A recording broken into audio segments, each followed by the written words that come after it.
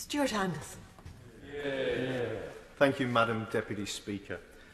As many of you will have gathered now, I do have a passion for defence, having served as a young soldier in the army and spent most of my adult life in and around the defence arena. I've also been fortunate to sit on the Armed Forces Bill Select Committee, and I pay tribute to all members across the House of how we work together for the good of our armed forces. It's been a very enjoyable and eye-opening experience, but I want to look at the amendments relating to the Armed Forces Covenant that, as you'll see, is very personal to me and I think will massively support our armed forces. So prior to being an MP, I was an Armed Forces champion, and I got to see the difficulties that regions could have trying to put forward the Armed Forces Covenant and how much it would impact different people. Enshrining it in law is a massive step forward. I've also got first-hand experience of the benefits of the Armed Forces Covenant. I think it's right to draw the House's attention to the fact that I received treatment at one of the trauma units that was brought forward from the Armed Forces Covenant. So I've spoken in this House in the past about when I was shot and the after effects of how I ended up wanting to take my own life. Having been told that I was no longer the Army's problem when I'd left and had to fund the treatment myself, that was not a good place to be in. So you can imagine how happy I was to hear about the Armed Forces Covenant. Somebody actually cared. That's what I felt. It sadly came too late for me because I had to battle those demons for 15 years before I could get away from the problems that I had faced. And I thank God I came through that dark period. So I speak on this experience having come through it, and I wear the scars. Now, I would have never been able to speak about this experience when they weren't scars and they were open wounds. It was too painful. Nobody would have got close to me. I know that many of my friends now are battling with open wounds. Many have sadly lost that battle. Some of my friends who I knew well, and they are no longer with us.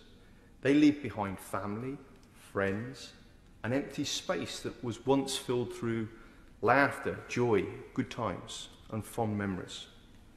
The number of armed forces personnel and veterans suicide is already a major concern, and I have seen this across all the services.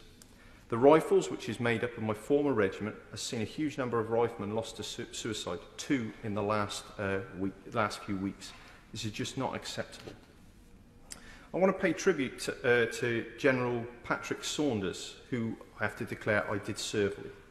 He has not only shown his vulnerability in speaking out of his personal battles that he faced after a hard time, but he's also written to all the riflemen and said, look after each other. This vulnerability at a senior level, in my mind, and the armed forces community I spoke to, has shown true leadership. But I want to honour all the service personnel, veterans, and anybody that is supporting the armed forces, because they are looking after their colleagues and they are doing what General Saunders has asked. Now, I regularly see on Facebook and some of the groups I'm in all call sign alerts to the vast amount of people that are rallying around their brothers and sisters at desperate times. This is happening on a very regular basis.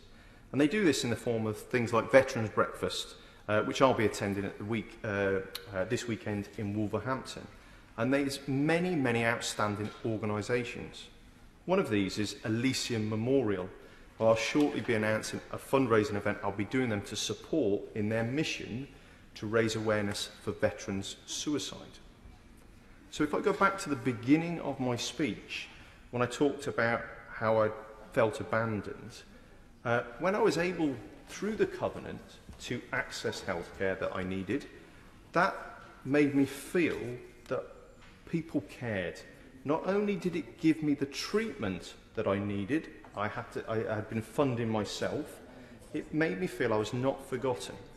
Now, you need to try and put this into your mind, because the battle, we all see what happens when someone's shot or they're blown up. We see the wounds that they face. In the mind, we don't see these battles that people are facing. When they feel they're forgotten and abandoned and nobody cares, This can mean the difference for a veteran winning or losing that battle in their minds. When they lose the battle, we're talking about how they've taken their life, which is a horrible place to be in. So, to summarise, Madam Deputy Speaker, the Armed Forces Covenant should have been enshrined in law decades ago. And it's good to stand up here and see that everyone supports our armed forces. This isn't a few years ago while the Conservatives have been in government. This should have been done years and years ago. Every government has had an opportunity to do this. If we had, we would have been in a far better place than we are now to support our armed forces and our veterans. And there's a long journey. But I thank the Minister and everybody involved in getting this to where we are now. And I ask that this isn't the destination. It's merely a checkpoint along the way of making sure that we can honour our service personnel and veterans as they truly deserve. Yeah.